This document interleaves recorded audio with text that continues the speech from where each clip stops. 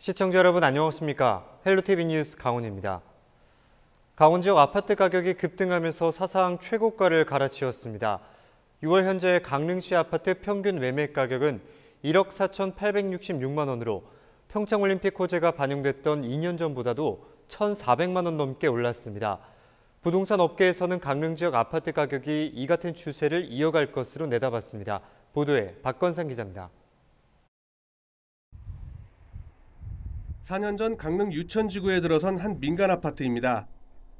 지난 2월 아파트 6층 전용 면적 84.9제곱미터가 3억 8천만 원에 팔렸습니다. 특히 해당 아파트 84.9제곱미터는 올 들어 거래된 18건 모두가 3억 4천만 원 이상 매매가를 기록했습니다. 불과 1년 전 3억 3천만 원 내외에서 1천만 원 이상 급등한 겁니다. 이처럼 강릉 지역 아파트 평균 매매 가격이 요동치고 있습니다. 5월 현재 강릉시 아파트 평균 매매 가격은 1억 4,866만 원으로 전달보다 34만 원 올랐습니다. 아파트 평균 매매 가격이 공개된 2012년 1월 이후 가장 높은 값입니다. 강릉 지역 아파트 매매 가격은 1년 전보다 250만 원 넘게 올랐고 평창올림픽 호재가 반영된 2018년 5월보다 무려 1,400만 원 이상 급등했습니다. 위에서 좀 저렴하게 상대적으로 물건이 나왔었는데 그 물건들이 이제 소진되면서 가격이 점차 안정세, 거기서 약간의 반등이 지금 있는 상태입니다. 강릉 아파트 평균 매매 가격은 지난해 5월 원주를 추월했고 춘천에 이어 도내 두 번째를 기록하고 있습니다. 전문가들은 개발 호재가 많은 원주와 세컨드하우스 개념의 투자가 많은 강릉의 아파트 가격은 당분간 등락이 계속될 것으로 조심스럽게 예측하고 있습니다. 네, 호재로 보면은 이제 원주는 지하철도 개통되고요. 네. 그러니까 이게 사실은 기업 도시나 이런 게 또 활성화되면은 네. 사실은 뭐 기본적으로 보면은 호재 자체가 너무 원주가 많기 때문에요. 네네. 그냥 다른 걸 떠나가지고 이게 사실 원주는 훨씬 이제 뭐랄까 가격 올라갈 수 있는 그런 이제 잠재력이 더 많은 도시라고 이제 알고 있거든요. 올 하반기 신규 아파트 분양 소식까지 이어지면서 강릉 지역 부동산 거래는 활기를 띨 것으로 보입니다. 강릉시가 3일 주택 공급 조절을 위해 펼쳐왔던 공급 제한을 완화한다고 밝혔기 때문입니다. 강릉시의 주택 공급 제한 완화 조치로 인해 모두 8개 단지 2,700여 세대가 건립을 앞두고 있습니다. 이 가운데 적어도 6개 단지는 올 하반기에 분양이 시작될 것으로 예상되고 있습니다. 특히 4개 단지 약 1,700여 세대는 시내권에, 나머지 단지는 주문진과 영곡, 사천 등 강릉 북부권에 들어섭니다. 기존 강릉에 있는 아파트들이 지은 지가 벌써 20년이 다 넘어가다 보니까 새로 신규로 갈아타야 할 이제 소비자층들이 생긴 거예요. 그래서 신규 아파트가 건설이 되고 나니까 다 거기서 이제 이동을 하다 보니까 지금까지 강릉 아파트에 대한 투자가 아파트 가격 상승을 부추겼다면 이제는 지역 내 소비자들이 강릉 지역 아파트 가격 상승을 이어갈 것으로 지역 부동산 업계는 내다봤습니다. 헬로티비 뉴스 박건상입니다. 원주 혁신도시가 완성된 지 6년을 맞았지만 공공기관 직원 이주율을 높이기 위한 정주 환경 조성은 여전히 걸음마 수준이었습니다. 이런 가운데 육아종합지원센터와 반국도서관이 올해 개관하는 등 정주 환경 개선의 속도가 붙고 있는데요. 원주시는 오는 2023년까지 안정적인 주거 환경을 완성한다는 구상입니다. 이다혜 기자입니다. 원주 혁신도시 내 문을 연 육아종합지원센터입니다. 지하 1층, 지상 2층 연면적 1,850제곱미터 규모 건물에 놀이체험실과 장난감 도서관이 조성됐습니다. 보건복지부 지정 시간제 보육실과 영유아 도서관 등 다양한 시설을 갖췄습니다. 원주에 이 같은 육아 복합 지원 시설이 조성된 건 이번이 처음입니다. 영유아를 둔 아이들과 부모님들이 이용할 수 있는 기관이고요. 부모와 아이들이 함께 체험할 수 있는 체험 프로그램이 있고요. 어린이집 교직원들이 정서 지원을 위한 힐링 프로그램과 혁신도시 정주 여건 가운데 필수 요소로 꼽혔던 육아 편의시설이 마련된 가운데 부족했던 시민 문화 공간도 확충될 전망입니다. 여기에 현재 건립 공사가 한창인 원주 반곡도서관도 올해 안에 개관을 목표로 하고 있습니다. 미린의 공원 부지를 활용해 지하 1층, 지상 2층 규모로 지어지는 반곡도서관에는 어린이 자료실과 종합자료실, 문화 강좌실과 그림책실 등이 마련됩니다. 또 동아리실 등 자연 친화적인 주민 소통 공간의 기능도 갖출 예정입니다. 이 밖에 수영장을 포함한 실내체육관, 국민체육센터와 사회적 기업 지원시설, 문화체육센터 기능을 하는 복합혁신센터가 조성됩니다. 이들 시설은 버들초등학교 인근 6천여 제곱미터에 내년 말 조성을 앞두고 있습니다. 공공기관의 업무 편의를 위한 우체국 설립도 예정돼 필수 관공서와 편의시설 조성에 속도가 붙고 있습니다. 혁신도시가 이제 완성된 지 6년 정도가 지나고 있습니다. 근데 특히 이제 이전 공공기관의 임직원분들께서는 수도권과는 좀 차이 있는 이 지역의 정주 여건에 대한 좀 불만족을 하시는 부분이 많이 있는 것으로 알고 있습니다. 21년도부터 23년까지 예상되어 있는 한 7개의 기관의 입주는 차질 없이 진행될 것으로 생각은 됩니다만 지역 주민분들의 관심이, 지속적인 관심이 완성으로 이어질 거라 생각을 하고 있습니다. 원주시는 혁신도시 인근 옛 종축장 부지를 활용해 오는 2023년까지 1,000억 원 규모의 뮤지컬 공연장을 건립할 계획입니다. 완공 6년을 맞은 원주 혁신도시 정주환경 개선의 속도가 붙으면서 공공기관 직원들의 이주율과 주민 삶의 질 향상이라는 두 마리 토끼를 잡을지 주목됩니다. 헬로티비 뉴스 이다혜입니다. 6월 호국 보훈의 달이 되면 나라를 지키기 위해 목숨을 바친 독립투사들의 숭고한 희생정신을 기리게 되는데요. 최근에는 지자체의 무관심 속에 일부 독립운동 유적지가 훼손되거나 방치되고 있습니다. 최초의 여성 의병장인 윤희순 의사의 생가터도 사라질 위기에 처해 있습니다. 한재영 기자가 보도합니다. 낡고 허름한 건물 외벽이 금방이라도 허물어질 듯 위태로운 모습입니다. 균열이 생긴 문을 열자 먼지가 가득 쌓인 물건들이 아무렇게나 쌓여 있습니다. 최초의 여성 의병장이자 안사람 의병가 등을 지어 의병 활동을 독려한 윤희순 의사의 생가입니다. 그동안 윤희순 의사의 후손들이 자비를 들여 보존 관리를 해왔지만 낡고 부담이 커지면서 사라질 위기에 놓였습니다. 학생 등 수백여 명이 매년 이곳을 방문해 애국정신을 기리는 만큼 지자체에 문화재 지정과 관리 보호를 요청했지만 바뀐 건 없습니다. 시에서 이거를 복원을 하든지 뭐 어떻게 건쳐서 이렇게 와서 학생들이나 누가 이렇게 와도 뭐지 이렇게 교육 이게 되잖아요. 근데 지금도 보시다시피 다 쓰러질 갈라 그러고 다 망가져 가는데 이거를 저도 뭐 어떻게 할지 뭐 감당이 안 되네요. 그나마 2013년에 광복회 강원도지회가 강원도의 지원을 받아 생가터협회 의적비와 노래비 등을 건립했습니다. 하지만 그마저도 지자체의 무관심 속에 관리는 후손들의 몫으로 남은 상황입니다. 윤희순 의사 기념관도 설립하려고 벌써 제 기억으로는 한 10년 전부터 추진을 한 것 같은데 그런 얘기도 쏙 들어갔고 시에서 뭐 이렇게 도와주거나 하는 거는 많이 부족할 거라고 생각이 돼요. 역사 인식이 바로 잡히지 않아서 후대들이 과연 이제 나라와 민족을 위해서 몸 바쳐서 이렇게 투신하실 분들이 있을까? 목숨을 바쳐 일제에 항거하고 독립운동을 했지만 업적에 대한 평가나 예우는 고사하고 동상마저도 엉뚱한 곳에 세워져 있습니다. 최초의 여성 의병장인 윤희순 의사의 동상은 생가터와도 25km 이상 떨어져 있는 춘천시립 청소년 도서관 주차장의 뒤편에 외로이 서 있습니다. 춘천시도 지난해 윤희순 의사 선양사업 지원 조례안을 제정하고 본격적인 선양사업을 추진하겠다고 밝혔습니다. 하지만 추모제를 개최하는 것 외에는 뚜렷한 진척이나 성과가 없습니다. 생일이니까 저희 쪽에서 지금 관리하고 있는 것도 아니고 제재까지는 못할 것 같은데요. 관련된 거는 추모사 그거밖에 없어요. 최초의 여성 의병장으로 나라를 지키기 위해 목숨 바친 윤희순 의사. 독립운동의 산실이자 흔적들이 지자체의 무관심 속에 사라지지 않도록 관심과 지원이 필요해 보입니다. 헬로티비 뉴스 한재영입니다. 6.25 전쟁 70주년 강원도민 대통합 평화 기원 행사가 오는 25일 철원 일대에서 열립니다. 강원도는 6.25 전쟁 70주년이 생존 참전 용사를 위한 사실상 마지막 10주기임을 고려해 기억을 넘어 함께 희망으로라는 주제로 철원군 평화문화광장에서 거행한다고 밝혔습니다. 행사추진위원회와 사단법인 평화한국, 강원도와 철원군이 공동 주관하는 이번 행사는 1부 조찬기도회와 평화연합예배, 2부 공식 행사, 3부 기념 공연으로 진행됩니다. 특히 종전선언문 기원문을 6.25 전쟁 최고의 격전지인 화살머리 고지에서 낭독하고 트럼프 미국 대통령과 김정은 북한 국무위원장, 구테흐스 유엔 사무총장 등에게 우편으로 발송할 계획입니다.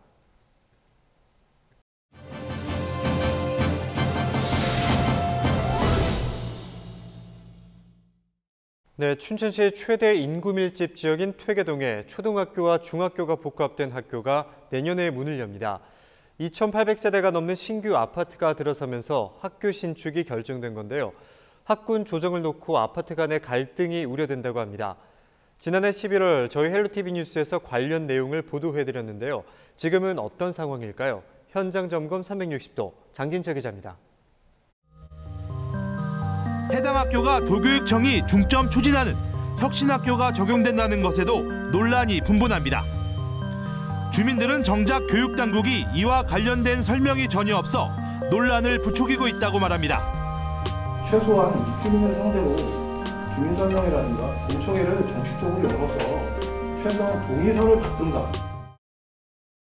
앞서 보신 것처럼 지난해 11월에는 이 퇴계 초중학교 운영 방식을 놓고 논란이 빚어졌습니다. 그런데 최근에는 또 다른 이유로 학교를 둘러싸고 있는 아파트 주민 간 갈등이 빚어지고 있습니다.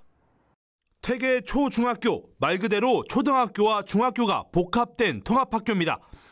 초등학교 26개 학급 640여 명, 중학교 12개 학급 320여 명이 정원입니다.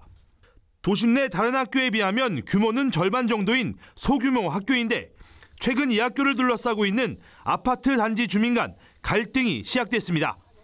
학군 배정을 놓고 형평성 문제가 제기됐습니다. 학교를 간다는 거는 어디 여기서 행정구역에서 거기 있는 데서 이렇게 나눠가지고 가지 않습니까? 네. 그러면 여기 학교가 여기 바로 앞인데 그렇죠. 뭐 저 멀리 있는 것도 아니고 당연히 여기 배정이 돼야 되는 거죠. 근데 우리는 그거 다 모든 걸 갖다가 우리 학생들만 수용해 달라는 건 아니에요. 지난해 11월에도 이 같은 문제는 제기됐습니다. 교육당국은 당시 신규 아파트가 생기면서 학교 신설이 추진된 만큼 초등학교 입학 우선순위를 A 아파트에 주고 미달되면 인근 학생들을 추가로 받을 계획이라고 밝혔습니다. 향후 몇 년 뒤에 뭐 이쪽 교실이 이쪽에 애들이 많이 줄어들어서 교실 여유가 있으면 그때 검토해 볼 수는 있겠지만 현재로서는 검토한 바가 없습니다. 교육당국은 주민 설명회 개최를 약속했지만 현재까지 설명회는 단 한 차례도 열리지 않았습니다. 담당 기관인 춘천교육지원청은 학군 배정에 대해 기존 입장과 다른 입장을 내놨습니다.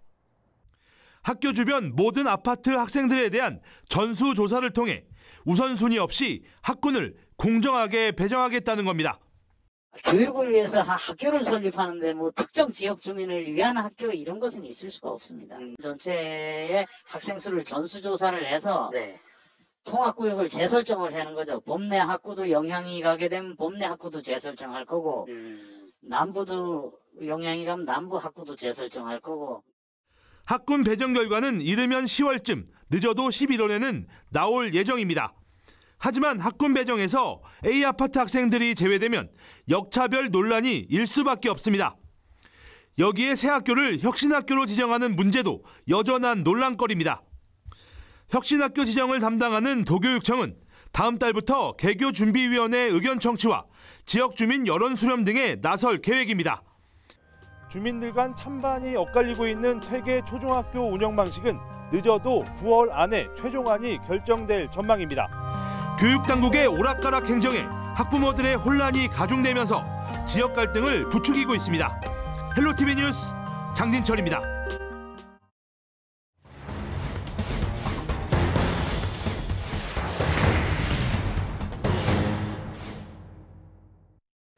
우리 지역의 법률 조례를 알기 쉽게 풀어서 살펴보는 조례 돋보기 시간입니다. 최근 강릉시 의회가 강릉시의 공공조형물 설치 및 관리 등에 관한 조례를 제정했다고 하는데요.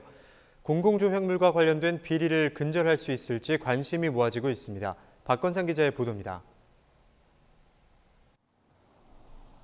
지난 2017년 5월 강릉시는 KTX 강릉역 앞 올림픽 조형물 공모 사업을 진행했습니다. 이 과정에서 강릉시청 소속 A 공무원이 도의원 출신 박모 씨에게 심사위원 구성 계획과 심사위원 추천 요청 공문 발송 대항 명단 등 심사 관련 내용을 전달한 혐의로 법원으로부터 징역형을 선고받았습니다. 이 문제는 강원도청까지 확대되면서 지역사회에 큰 파장을 일으켰습니다. 강릉시의회는 지난 4월 공공조형물과 관련된 문제를 바로잡기 위해 조례를 제정했습니다. 강릉시에서 발생했던 불미스러운 사건으로 인해 이 같은 조례가 발의됐었는데요. 공공조형물의 설치부터 관리까지 체계를 개선해 최대한 불법적인 사항이 발생하지 않을 수 있도록 하는 데 그 취지가 있습니다. 하지만 이번 조례로 모든 게 해결될 것이라는 거는 볼 수는 없지만은 이번 조례를 시작으로 불미스러운 일이 없도록 최대한 노력해 보겠습니다. 이 조례 8조 설치 신청에 대한 처리를 보면 사전 타당성 조사 의견서라는 것을 받아야 하는데 여기에는 사업의 필요성, 설치 대상의 현황 분석, 설치에 따른 파급 효과 및 주민 의견 수렴에 대한 내용이 포함되어야 한다고 해당 조례는 규정하고 있습니다. 공공조형물 설치 추진이 이전보다 엄격하고 투명해진 겁니다. 얼마 전 심사위원 선정 과정에서 문제가 됐던 조형물입니다.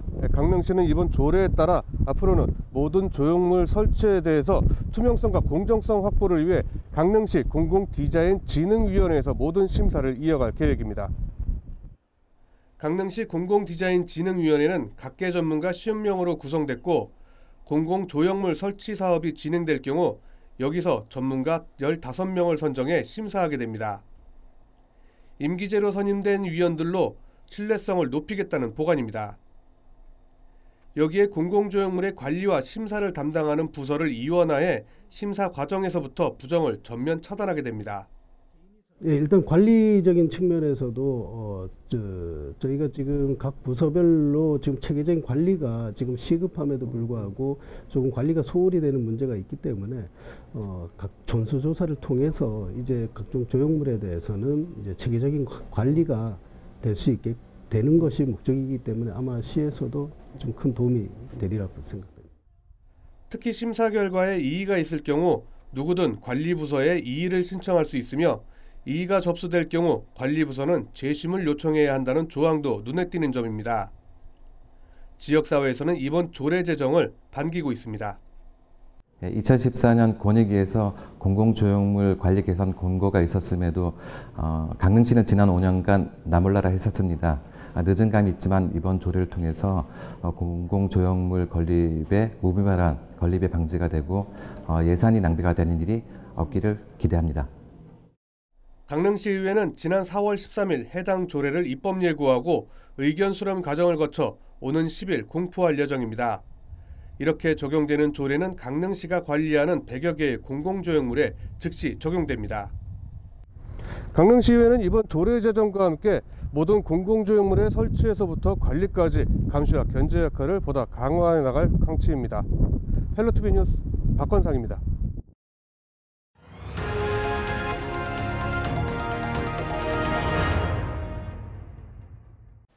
코로나19 사태 장기화로 우리 사회 곳곳에는 변화가 생겼는데요. 군입대의 첫 관문이라고 할 수 있는 징병검사장도 예외는 아닙니다. 징병검사장에 간이 선별진료소가 설치됐고 투명 가림막까지 등장했다고 합니다. 보도에 성기석 기자입니다. 강원지방병무청 앞마당에 간이 선별진료소가 설치됐습니다. 바닥에는 1m 거리 두기를 알리는 발자국 스티커가 붙었습니다. 마스크를 쓴 징병검사 대상자들이 찾아오자 먼저 손소독을 하고 발열 여부 확인과 체온 검사가 이어집니다. 36도 1 처리하십시오. 선별진료소에서 체온 측정과 문진표 작성을 마친 다음에야 비로소 징병검사장에 들어갈 수 있습니다. 심리검사장도 진행 과정이 달라졌습니다. 징병검사 대상자들은 한 자리씩 떨어져 앉아 컴퓨터로 답변을 작성합니다. 병리검사장에서도 거리 두기는 필수입니다. 징병검사 오기가 걱정스러웠던 대상자들도 달라진 검사장 모습에 안도하는 모습입니다. 코로나19 때문에 좀 걱정이 많이 되긴 했는데 그래도 남자는 의무적으로 해야 되는 거니까 걱정하지 않고 그냥 즐거운 마음으로 왔습니다. 1대1 상담이 이루어지는 신체 검사장에는 투명 가림막이 설치됐습니다. 침이나 호흡이 섞일 염려 없이 징병 검사가 이루어집니다. 그다음에 검사장 내에서는 이제 비말 가림막 설치라든지, 그다음에 이제 1m 간격 유지하기, 그다음에 좌석 한 칸 뛰어등이 등으로 그 생활속 거리두기를 실천함으로써 코로나19 확산 방지에 최선을 다하고 있습니다. 코로나19 예방을 위해 우리 사회 곳곳이 변화하고 있는 가운데 입대를 위한 첫 관문 징병검사의 모습도 크게 달라졌습니다. 헬로티비 뉴스 성기석입니다. 글자와 함께 그 의미를 그림으로 형상화한 민화를 문자도라고 합니다. 19세기 조선 후기에 유행하면서 많은 조상들이 유교 이념을 담은 문자도를 방에 걸어놨다고 하는데요. 국내 유일의 고판화 박물관인 원주 고판화 박물관에서 동아시아 문자도의 세계를 엿볼 수 있는 전시회를 진행하고 있습니다. 김선아 기자가 다녀왔습니다. 부모를 향한 덕목 효와, 임금 나라에 대한 마음가짐 충, 유교의 핵심 윤리를 담은 한자를 목판으로 찍어냈습니다. 검은 먹의 강렬함이 느껴지는 글자 안에는 꽃과 대나무, 잉어가 그려져 있습니다. 한자를 소재로 만든 민화 문자도입니다. 18세기 사대부 집안에서 유행했다가 19세기 조선 후기 들어 서민들 사이에서 인기를 끌며 대중화됐습니다. 원주 치악산에 자리 잡은 명주사 고판화 박물관이 개관 17주년을 맞아 판화로 보는 동아시아 문자도의 세계 특별전을 열었습니다. 문자도 중에 민간에서 만들어진 판화로 된 목판이 최초로 발굴이 됐습니다. 그거를 통해가 이번에 그 발굴한 유물도 보여주면서 우리나라 거와 또 중국 거와 일본 거와 베트남 문자도가 어떻게 다른가를 한번. 국내 유일의 고판화 박물관으로서 30년 넘게 모아온 수집품 6,000점 중 한국과 중국, 일본, 베트남 4나라의 문자도 70여 점을 공개합니다. 흑백 목판화가 주류를 이루는 한국의 문자도에서부터 꽃과 새를 글자와 조합해 색색깔로 표현한 중국의 문자도까지. 같은 문자도라도 나라 시대마다 특색이 제각각입니다. 문화라는 게 이렇게 중국에서 받아들였지만은 각국 나라마다 특색이게 발전했고, 그리고 문화는 돌고 돌지만은 그러한 다양성이 그 나라에 와서 빛을 내는구나 하는 것도 알 수 있는 계기가 되리라고 생각합니다. 문화재청의 지역 문화재 활용 사업인 생생문화재 사업의 일환으로 열리는 이번 전시. 방문객들이 고판화를 직접 체험해 볼 수 있는 템플스테이도 함께 진행됩니다. 글자인 듯 그림인 듯 신비한 문자도의 세계를 엿볼 수 있는 이번 전시는 7월까지 이어집니다. 헬로티비 뉴스 김선아입니다. 아이돌 그룹 T55와 네이처가 2020년 평창군 홍보대사로 활동합니다. 평창군은 3일 올림픽 도시 평창을 세계에 홍보하고 군 이미지를 높이기 위해 두 아이돌 그룹을 홍보대사로 위촉했습니다. 또 평창이 동계올림픽을 통해 대한민국의 국격을 올린 만큼 저희 네이처도 K-팝을 통해서 정말 대한민국을 세계에 알리는 그런 홍보대사가 되었으면 좋겠는 마음입니다. 데뷔를 한 지 얼마 안 된 그런 신인의 패기로 평창군을 알리는 것 또한 저희의 패기를 담아서 알리겠습니다. 앞서 평창군은 지난 2월 한류 콘텐츠를 지역 관광자원과 연계해 평창을 홍보하기 위해 엔터테인먼트 회사와 한류 사관학교 설립에 대한 업무 협약을 체결했습니다. 대한석탄공사와 LG헬로비전이 코로나19 극복을 위한 강원 지역 소상공인 응원 광고를 본격 시작했습니다. 대한석탄공사는 장성 광업소가 있는 태백시 장성동 코스빈 카페 응원 광고를 제작해 LG헬로비전 지역 채널을 통해 방송했습니다. 이번 광고는 30초 광고로 LG헬로비전 강원도 전 지역 방송망과 SNS 계정을 통해 매일 15회 이상 송출될 예정입니다. 대한석탄공사는 SNS와 홈페이지를 통해 도내 소상공인 응원 캠페인 신청을 받고 있습니다. 우리 지역의 이슈 콕 짚어봅니다. 헬로 이슈 토크. 강원도 현안과 이슈를 들여다보는 시간입니다. 지난 5월 30일 제21대 국회가 문을 열었습니다. 강원도민의 선택을 받은 8명의 국회의원 역시 4년 임기의 첫 발을 내디뎠는데요. 중진 의원을 대거 배출한 강원도에서는 21대 국회의원에 거는 기대가 남다릅니다. 정치력의 한계를 극복하고 목소리를 높이겠다는 강원도 21대 국회의원. 강원도의 힘을 기대해봐도 좋을까요? 이번 시간 헬로티비 이슈토크에서 들어보겠습니다. 안녕하십니까? 안녕하세요. 네, 21대 국회의원의 본격적인 임기가 시작됐습니다. 이제는 개원만을 남겨놓고 있는데 이번에 당선된 8명의 국회의원 중에 6명이 재선 이상이고 이들의 중진 의원들의 정치력을 기대해 볼 것 같은데요. 이번 21대 국회에 거는 기대가 남다를 것 같습니다. 네, 그렇죠. 이제 5일이면은 이제 우리가 법정 개원일에 접어들어서 이제 21대 국회가 본격화하는데요. 네. 말씀하신 것처럼 지금 사실 이번에 국회의원 당선자들을 놓고 몇 명을 놓고 보면은 네. 4선이 1명 있고 그다음에 네. 3선이 2명, 그다음에 재선이 3명, 그리고 이제 초선이 2명입니다. 그래서 이제 굉장히 이제 말하자면은 재선 이상급들이 6명이나 되기 때문에 네.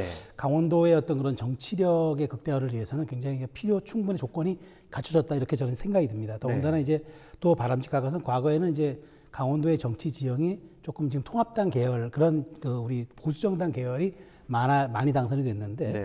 이번에 보면은 이제 통합당 4명, 민주당 3명에 무소속 1명, 물론 무소속 1명이 이제 통합당 보수 계열의 이제 당선 권성동 네. 의원이기 때문에 무소속이었죠.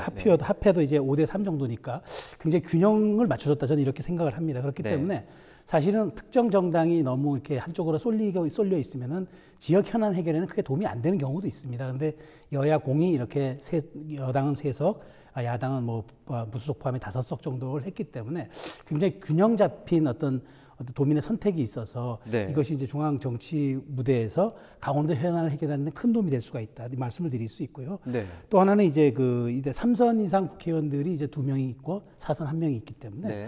앞으로 또 재선도 이제 사실 3명이나 되고요. 그래서 앞으로 이제 원구성이 있을 텐데 이제 그럼 18개 상임위원회 중에서 과연 얼마만큼의 상임위원장이 나올 것이냐. 그다음에 상임위원장보다 더 중요한 게 사실 간사입니다. 네. 상임위원회 간사는 사실상 굉장한 이제 사실 어떤 정치력을 행사할 수 있는 그런 위치에 있는 그런 자리이기 때문에 간사를 누가 맡느냐 하는 것도 굉장히 좀 눈여겨볼 대목 같아가지고요. 네.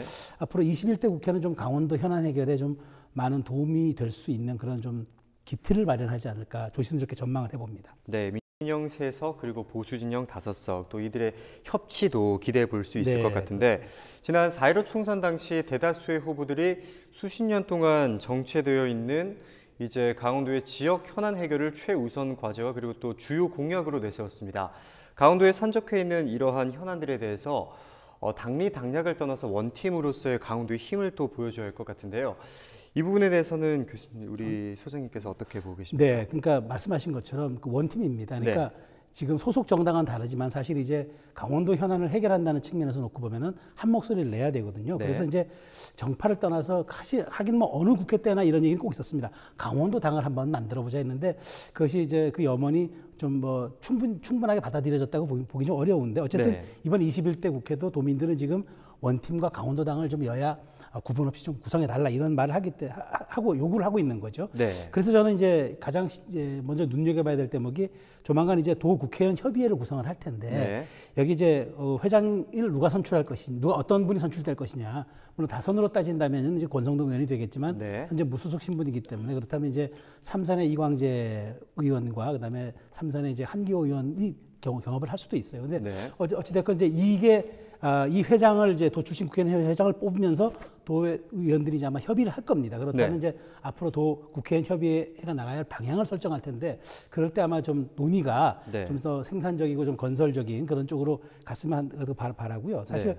중앙 정치권에서 강원도의 한계가 너무 많기 때문에 노정돼 있기 때문에 네. 이걸 극복하기 위해서는 여야 할 것 없이 힘을 모아야 한다는 대승적인 어떤 그런 차원은 분명합니다. 그렇기 네. 때문에 저는 이 부분에 있어서 이제 지금 등원하신 분들이 이제 개원을 시작하면서 네. 이 부분에 대한 좀 결의를 한번 좀 별도로 한번 되새겨야 될 의미가 있지 않을까 저는 그렇게 생각을 합니다. 말씀하신 대로 이번에 강원도 국회의원 협의회에 또 장을 누가 맡을 것이냐 이것도 초미의 관심사고 크고 작은 수건 사업을 해결하는 데 있어서 중앙정부와의 또 얽혀있는 실타래를 풀어야 그렇죠. 한다. 네. 이것도 한번 짚어주셨습니다. 그리고 또 앞서도 언급하셨듯이 강원도 21대 국회의원의 상임위원회 배정과 또 그에 따른 활동에 대한 기대감도 상당히 높은 상황입니다. 상임위가 어떤 것인지 그리고 또 당선인의 상임위가 어떤 곳에 배정되는지 한번 짚어주실까요? 네, 이 상임위라는 것은 국회 상임위라는 것은 국회의원은 개개인이 헌법기관입니다. 네. 그렇기 때문에 국회는 이제 국민의 대의기구로서 이제 모든 것을 처리하잖아요. 그건 본회의가 하는 겁니다. 근데 본회의에 앞서서 국회 예비적 심사기관들을 17개, 그러니까 예산결산특별위원회까지 포함하면 18개가 되는 건데 17개를 상설화시켜 놨습니다. 네. 그래서 이제 각 부처를 여기에 배속을 시켜가지고 여기에 이제 정부의 예산, 법안, 정책 이 모든 것을 이제 그 사전에 심사해서 본회의에 올리도록 하는 것이 상임위입니다. 그러니까 사실은 본회의는 어찌 생각하면은 통과 의례로 놓고 본다면은 상임위가 모든 것을 할 수 있는 그런 이제 통제를 한다네. 그렇죠. 그 기관이 되겠습니다. 그렇기 때문에 그 상임위가 중요할 수밖에 없고 네. 더군다나 국무위원 즉 장차관들을 수시로 부를 수 있거든요. 그래서 네. 이게 국회는 이제 임시회를 이제 뭐 회기별로 또는 이제 여야가 합의해서 소집을 하지만 정기회는 이제 법적으로 정해져 있는 거고 상임위원회는 현안에 따라서 소집이 됩니다. 네. 산불이 났다 그러면은 관련 부서, 관련 상임위가 소집이 되고 뭐 북한 문제가 발생했다 그러면 또 관련 상임위가 소집이 되는 겁니다. 이거는 법적 구성, 그러니까 어떤 제한된 게 없습니다. 네. 그렇기 때문에 상임위 활동이 사실상 국회 활동의 거의 전부로 봐도 무방하다 이렇게 말씀드릴 수 있고 그렇기 때문에 중요합니다. 그런데 이제 상임위는 임기 4년간 상하반기로 나뉘어집니다. 그러니까 네. 자, 이번 상임위가 뭐 예를 들어서 농림해양수산이 배속이 됐다고 해서 그 다음까지 간다는 또 보장은 없습니다. 그 이후에는 또 바뀌게 됩니다. 바뀌는데 이제 이 상임위 배속은 이제 그 원내 교섭단체들 즉 말하자면 뭐 더불어민주당이라든가 통합당 이런 경우 20석 이상을 이제 그 얻은 그 교섭단체는 그 당의 원내 대표가 배정을 하게 돼 있습니다. 네. 그러나 나머지 무소속, 그러니까 원내 교섭단체에 속하지 아니하는 의원들은 국회의장이 직권으로 배속을 하도록 돼 있습니다. 그러니까 네. 지금 이제 강원도를 놓고 보면은 이제 권성동 의원 같은 경우는 이제 여야 원 구성 협상이 끝나면은 이제 나머지 이제 본인이 원했던 것을 국회의장이 어떻게 처리할지는 이제 군 국회의장의 원 배분 구성에 이제 저희가 맡겨놔야 되는 그런 상황이 되겠습니다.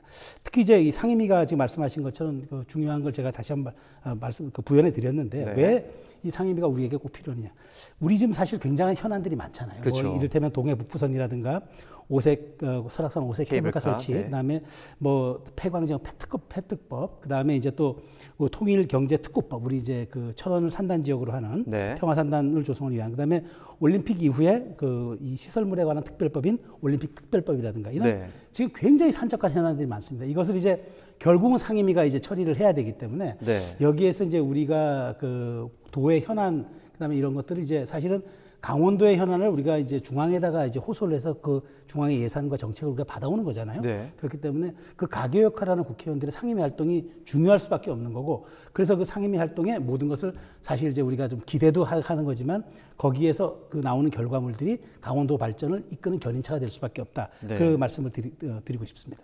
네, 그렇다면 말씀하신 대로라면 상임위가 상반기, 하반기 두 그렇죠. 차례 네. 연결이 되고 또 국내에서 발생하는 특별한 이슈들이 있을 때마다 상임위원회에 소집이 돼서 그렇죠. 수시로 거의 소집되죠. 대한민국 정치력의 대부분이다 이렇게 말씀을 해주셨는데, 그럼 이러한 것들이 강원도의 국회의원들의 정치적인 입지와도 연결이 되기 때문에 상당히 중요할 것 같아 보입니다.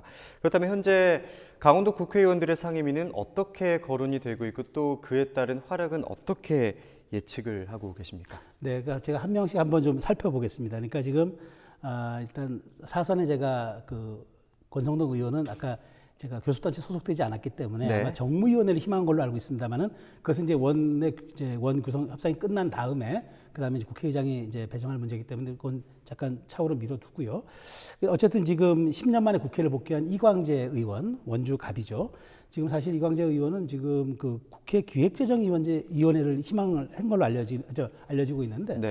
여기 어쨌든 지금 본인의 어떤 그 지금 정책과도 좀 연관이 돼 있고 해서 기획재정위원회를 지금 희망해서 만일 간다면은 상임위원장 후보군으로도 거론될 수 있을 가능성이 있습니다. 왜냐하면 네. 삼선에다가 또 갖고 있는 저 본인의 네임밸류가 있고 당에 갖고 있는 어떤 정치적 위상이 있어서 네. 그렇게 될 경우에는 사실 기획재정위원회라는 것이 우리나라의 그 재정정책, 그다음 네. 통화 이런 모든 것을 이제 그 관장하는 곳이거든요. 그렇기 네. 때문에 만일 이제 이광재 의원이 혹시 이제 기획재정위원회 위원장을 맡는다면은 상당한 도에는 큰 힘이 될 수 있고 우리가 네. 이제 정부 정책에 있어가지고 이제 예산 문제를 협의하는 데는 굉장히 좀 그 아주 천군만마를 얻을 수 있는 그런 좀 상황이 될 수 있겠다 싶고요. 그다음에 또 다른 삼선인 이제 그 한기호 춘천, 철원, 화천, 양구, 을이죠. 네. 국방위원회를 희망했습니다. 이분 자체가 이제 군단장을 역임하신 군사 전문가이시기도 하고 또 그동안 국방위원회에서 활동을 해오셨습니다. 그렇기 때문에 제가 보기에는 이제 그 여야가 공이 이제 이렇게 강원도에 이제 배분한다 그러면은 아마 한 석씩은 주지 않을까라는 기대감을 가지고 놓고 본다면은 한기호 의원이 국방위원장을 맡는 것은 상당히 가능성이 커 보입니다. 네. 왜냐하면 전문성에다가 본인이 갖고 있는 식견 그리고 지금 지역구 자체가 접경 지역이잖아요. 그렇기 때문에 어떤 그 설득력이나 당위성, 명분 모든 게 있어서 굉장히 또 그리고 전문성이 있기 때문에 제가 보기에는 상당한 영향을 발휘할 수도 있어요. 그렇기 때문에 한기호 의원 같은 경우에는 국방위원을 희망했지만 국방위원장에 선출될 가능성도 대단히 높다. 물론 당내 정치 지형을 조금 봐야 되겠습니다만. 그다음에 이제 재선 그룹을 놓고 보면 송기원 의원은 이제 원주 을인데 이 20대 국회에서 이제 법제사법위원회 간사로 활동했잖아요. 그래서 특히 이른바 조국 사태로 불릴 때 굉장히 그 당의 선봉장으로 활약을 해서 국민들에게 뚜렷한 인상을 남겼는데 21대 국회에서도 법사위를 희망을 한 걸로 알려지고 있습니다. 그래서 상당히 또 이 재활약이 기대가 되는데 근데 간사였었어요. 20대 국회 간사여서 상당한 역할을 했단 말이죠. 그래서 20대 국회에서도 만일 이어서 상반기 원 구성에서 간사를 맡는다면은 법제사법위원회가 크게 도의 현안에는 큰 관련이 없어도 어쨌든 마지막 이제 지금 국회법을 올려가는데 마지막 게이트키퍼거든요. 여기서 이제 법안 체계 심사라든가 자구 수정을 하기 때문에 굉장히 또 어쨌든 나름대로 큰 기여를 할 수 있다는 생각이 들고요. 그다음에 또 다른 이제 그 이철규 동해 태백 삼척 정선 의원이죠. 그 폐광지역 특별법이 이제 물려 있는 좀 그 지역이기 때문에. 산업 지역구 현안 해결해서 산업통상자원-중소기업 벤처기업위원회를 이제 희망한 걸로 알려지고 있습니다. 그런데 여기 이제 폐특법이 어쨌든 지금 적용을 받는 이제 상임위원회라서 이철규 의원 같은 경우는 또 마지막 지금 바로 직전에 20대 국회가 해산되기 직전에 이 산업통상자원위원회 또 간사를 맡았었어요. 그렇기 때문에 이젠 재선이 되었기 때문에 연이어서 간사를 맡을 가능성도 있다. 제가 아까도 말씀드렸지만 간사의 힘은 굉장히 특별하거든요. 여야를 다 조율하는 그런 사전 기능을 가졌기 때문에 굉장히 이철규 의원에 대해서도 이제 만일 간사를 맡는다면은 상당한 좀 기대를 할 수 있는 그런 상황이 되겠습니다. 그리고 이제 이양수 의원이죠. 속초 인제 고성 양양 이양수 의원은 이제 농림축산식품해양수산위원회. 아무래도 여기가 이제 그 고성 양양 속초 이제 있다 보니까 여기가 이제 농촌도 있고 산촌도 있고 그다음에 어촌도 있어서 아마 여기가 간 것 같은데 제가 보기에도 어쨌든 지난번 20대 국회에서도 농해 수위를 활약해가지고 그때는 초선이었지만 지금 또 재선이 되었기 때문에 어떤 당내 역학관계에 따라서 이분도 어쨌든 좀 간사로서도 유력한 그런 상황이 될 수도 있어요. 그렇다면 이제 다만 이제 이양수 의원 같은 경우에는 이제 그 설악산 케이블카 현안이 있기 때문에 혹시 이제 상반기는 이제 이 농해 수위로 가더라도 하반기에는 관련 상임위인 이제 환경노동위원회 쪽으로도 좀 생각을 하지 않을까라는 지금 조심스러운 예측을 해보는데 어쨌든 이분도 어떤 그 간사로서의 충분한 자질과 지금 그런 역량을 갖고 있는 이양수 의원이기 때문에 지켜볼 만하고요. 그다음에 이제 마지막으로 이제 유상범 의원은 이제 법사위를 이제 희망을 했습니다. 이제 홍천, 횡성, 영월, 평창인데. 근데 이제 법사위는 아까 말씀드렸다시피 이제 지역구 큰 해결 현안은 없지만 어쨌든 뭐 이분이 이제 검사 출신이기 때문에 여러 이제 어떤 전문적인 연관성을 가져서 한 것 같고요. 제가 이제 순서가 바뀌었습니다만 이제 허영 의원, 춘천의 이제 허영 의원 같은 경우에는 춘천, 철원, 화천, 양구, 갑이죠. 국토교통위원회를 희망을 했습니다. 국토교통위원회를 희망했는데 이분 이제 허영 의원이 이제 그걸 이제 공약을 내걸었단 말이죠. 이제 국가정원화, 춘천을 국가정원화하겠다. 이게 이제 사실은 이제 국토교통위원회 소관입니다. 그래서 이제 그 희망을 했는데 이제 제가 좀 알아보니까 민주당 내에서 국토교통위원회를 희망한 사람은 50명이에요. 아주 치열하다 그러더라고요. 왜냐하면 국토교통위원회가 국가의 전반적인 교통과 인프라를 다루는 곳이기 때문에 여기를 굉장히 희망하시는 분들이 많아요. 그래서 50명씩이나 희망을 했기 때문에 과연 이제 초선 의원으로서 배정이 될 것인가가 좀 남은 과제이긴 합니다만은 어쨌든 허영 의원도 초선이긴 하지만 굉장히 뛰어난 역량과 추진력을 갖고 있는 의원이어서 활약이 앞으로도 기대된다 이렇게 말씀을 드릴 수 있겠습니다. 50명이면 상당히 경쟁이 치열할 것 같은데 이제 소장님께서는 거론되고 있는 강원도 국회의원들 상임위에 대한 설명을 해주셨습니다. 이렇게 각 분야에서 잔뼈가 굵은 분들이 위치를 하나씩 맡게 되면 강원도의 발전 또한 기대해 볼 수 있기 때문에 상당히 기대가 되는 상황인 것 같은데요. 그런데 지역 현안 사업 추진에 있어 환경부와 또 끊임없는 갈등을 이어온 강원도의 입장에서는 이번 21대 국회의원 중에 환경 관련 법률과 또 관련 부처를 소관하는 법환경노동위원회 활동은 단 한 명도 희망하지 않아서 한편으로는 안타까운 마음도 들긴 하는데요.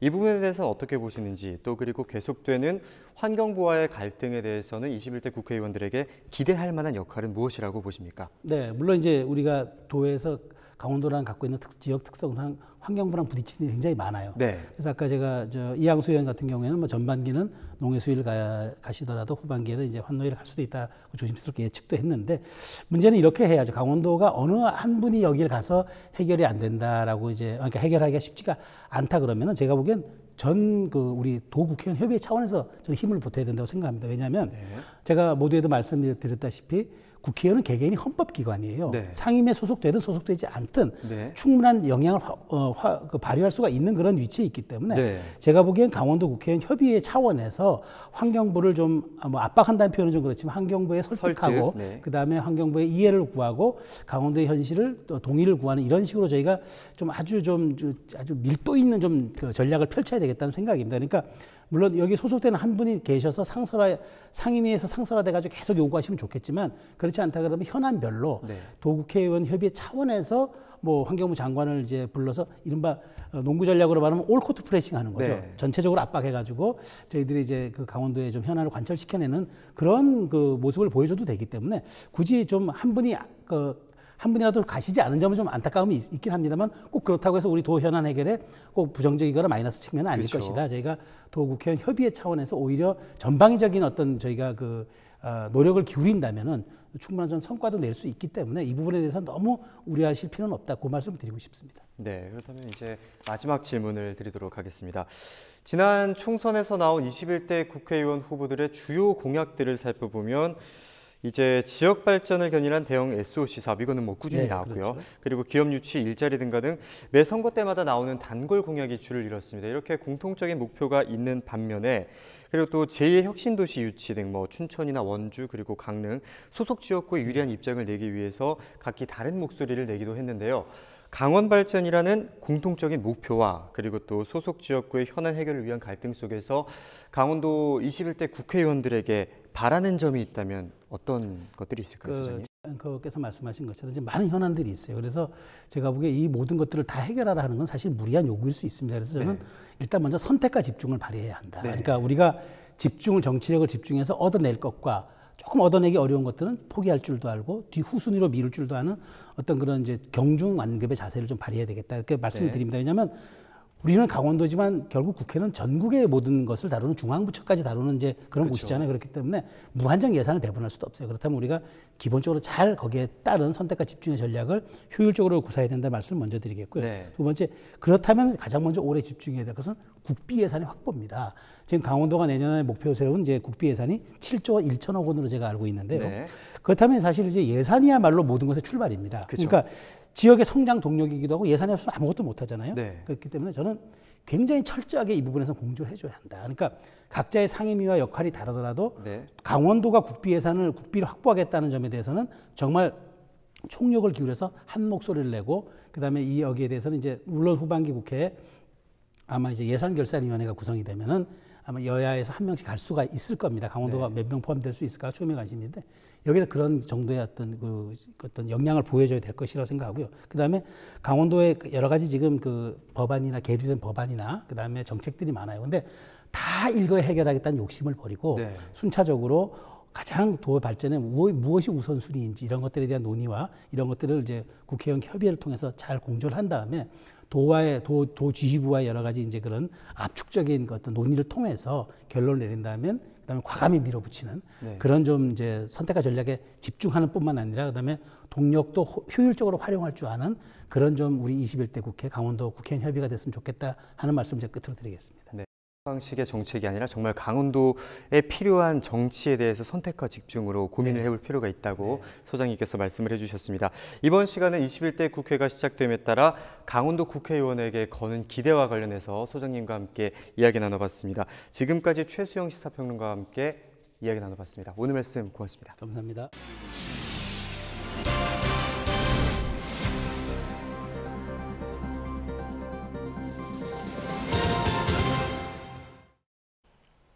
이상으로 뉴스를 마치겠습니다. 저희 헬로티비 뉴스는 지역민과 함께합니다. 함께해 주신 여러분 고맙습니다. 고맙습니다.